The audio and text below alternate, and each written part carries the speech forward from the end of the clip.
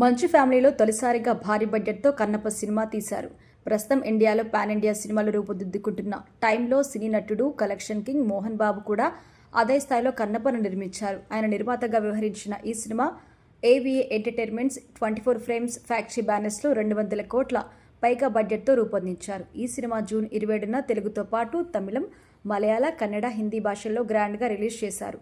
ఇండియాతో పాటు ఓవర్సీస్లోనూ అత్యధిక థియేటర్లో రిలీజ్ చేశారు. ప్రజెంట్ బాక్సాఫీస్ వద్ద ఈ సినిమా వసూలు రాబడుతోంది. అయితే ఈ సినిమా రిలీజ్కి ముందే 100 కోట్ల రూపాయలు నష్టపోయిందనే టాక్ అయితే కొత్తగా ప్రచారంలోకి వచ్చింది. అది ఏంటి అంటే, మంచు విష్ణు ప్రధాన పాత్రలో నటించిన సినిమా కన్నప్ప. భారీ విజువల్స్, హిందూ పురాణం ఆధారంగా భక్త కన్నప్ప నిజ జీవిత చరిత్ర ద్వారా ఈ సినిమా రూపొందించారు. ఆధ్యాత్మిక సినిమా కావడంతో సహజంగా ఎక్కువ పాత్రలు నటించాల్సి ఉంటుంది. దీంతో ప్రతి పాత్ర గురించిన ప్రాధాన్యత గురించి కూడా చెప్పాలి. ఇదే టైంలో కన్నప్ప సినిమా షూటింగ్ టైంలో ప్రతి పాత్రకి సంబంధించి సన్నివేశాలు డీటెయిల్గా చిత్రీకరించారు.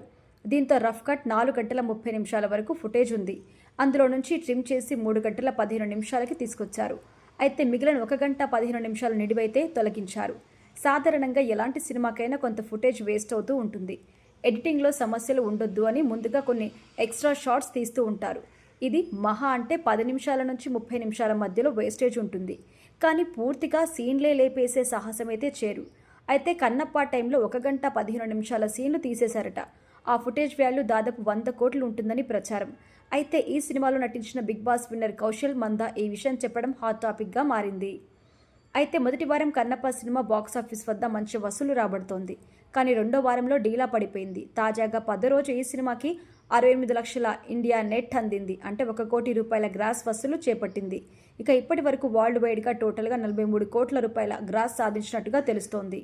కన్నప్ప సినిమాతో pan India star Prabhas, Mohan Lal, అలాగే కాజల్ అగర్వాల్ వంటి స్టార్స్ నటించినా కూడా సినిమా కలెక్షన్స్ మాత్రం అందడం లేదు. ఓపెనింగ్ మాత్రం అదిరిపోయింది. రాను రాను వసూలు క్షీణిస్తున్నాయి. ఇక ఈ సినిమాకి హిందీ మహాభారతం సీరియల్ డైరెక్టర్ ముఖేష్ కుమార్ సింగ్ దర్శకత్వం వహించడం అయితే విశేషం.